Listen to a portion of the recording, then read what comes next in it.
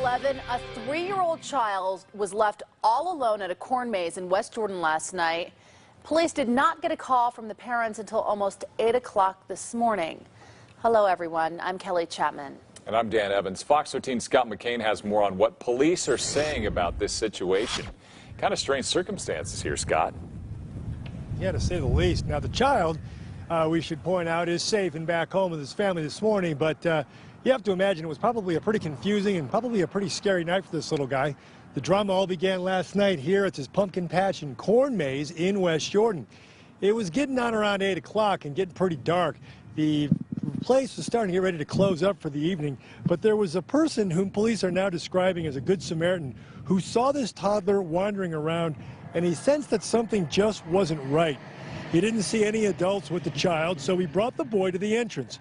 The child was then handed over to an off-duty West Jordan police officer who was working here, and they waited to see if anyone came forward.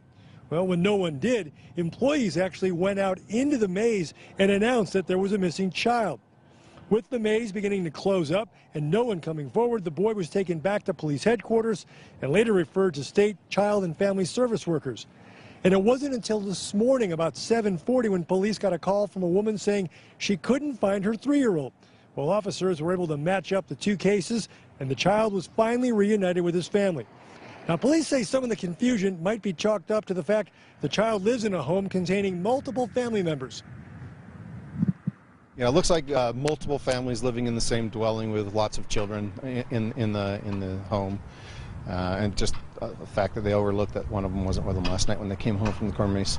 Nothing this morning that led us to believe that it was anything more than just an oversight. Yeah, Monson says no one was arrested and no citations were issued. He did add, however, that detectives are going to do their due diligence and conduct an investigation just to make sure everything checks out. But again, very confusing, very strange set of circumstances here. But the good news is, again, this little guy reunited with his family this morning.